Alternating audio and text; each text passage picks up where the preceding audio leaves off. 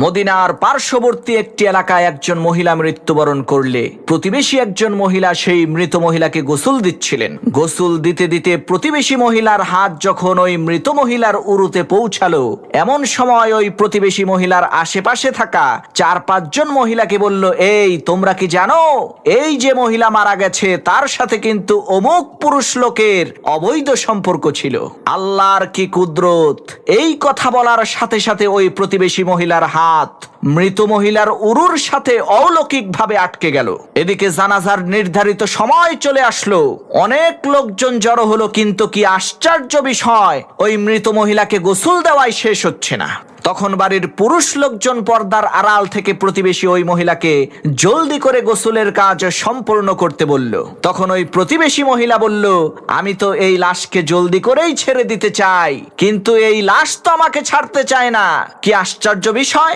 মুহূর্তের মধ্যে সমস্ত শহরে এই অলৌকিক ঘটনার খবর ছড়িয়ে পড়ল।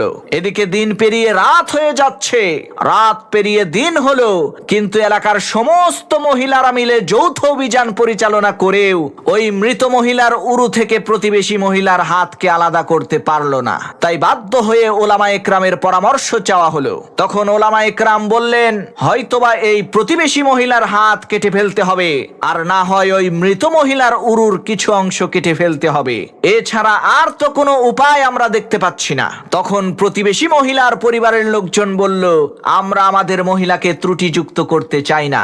আবার এদিকে মৃত মহিলার পরিবারের লোকজনেরাও বলল, আমরাও আমাদের মহিলাকে ত্রুটিযুক্ত করে কবরে নামাতে চাই না। এখন উপায় কি? তখন সবাই মিলে পরামর্শ করে তৎকালীন আরবের সবচাইতে বড় আলেম ইমাম মালিক রহমাতুল্লাহি আলাইহির নিকটে গেলেন এবং তার কাছে সব ঘটনা খুলে বললেন। তখন ইমাম মালিক রহমাতুল্লাহি আলাইহি বললেন, তোমরা আমাকে ওই ঘটনাস্থলে নিয়ে চলো।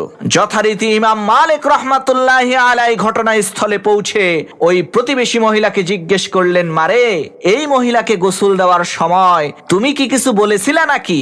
তখন ওই প্রতিবেশী মহিলা বলল, জি হুজুর, আমি বলেছিলাম এই মহিলার সাথে অমুক পুরুষ লোকের অবৈধ সম্পর্ক ছিল। তখন ইমাম মালিক রহমাতুল্লাহি আলাইহি বলল, মারে, তুমি যে এই মহিলার নামে এই অপবাদটা দিলে, এর সপক্ষে নিজের চোখে দেখেছে এই রকম 4 জন সাক্ষী কি তুমি আনতে পারবা? ওই মহিলা বলল, না হুজুর, তা তো আনতে পারবো না। তখন ইমাম মালিক রহমাতুল্লাহি আলাইহি বলল, তাহলে এই মৃত মহিলা নিজে কি তোমার কাছে এই অপকর্মের কথা স্বীকার করেছিল?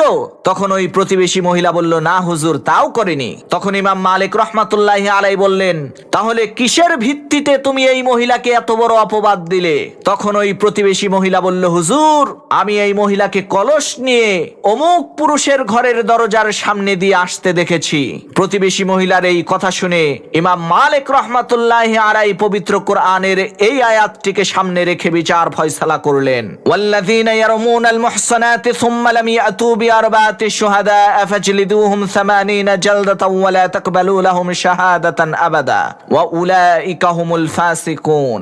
যারা সতীসাধ্যী নারীদের উপর অপবাদ আরোপ করে কিন্তু তারা তার সপক্ষে 4 জন সাক্ষী উপস্থিত করতে পারে না, তাদেরকে 80টা কষাঘাত করো, 80টা দুররা তাদের পিঠের উপরে মারো, এবং ভবিষ্যতে কখনোই তাদের কাছ থেকে তোমরা সাক্ষ্য গ্রহণ করো না, কেননা এরাই হচ্ছে ফাসিক। ইমাম মালিক রহমাতুল্লাহি আলাইহি কুরআনের বিধান অনুযায়ী ওই প্রতিবেশী মহিলাকে 80টা বেত্রাঘাত করার হুকুম করলেন। যখন মহিলাকে 70টা বেত্রাঘাত করা হলো, তখনও তার হাত ওই মৃত মহিলার উরু থেকে আলাদা হলো না। যখন 79টি বেত্রাঘাত করা হলো, তখনও তার হাত মৃত মহিলার উরু থেকে আলাদা হলো না।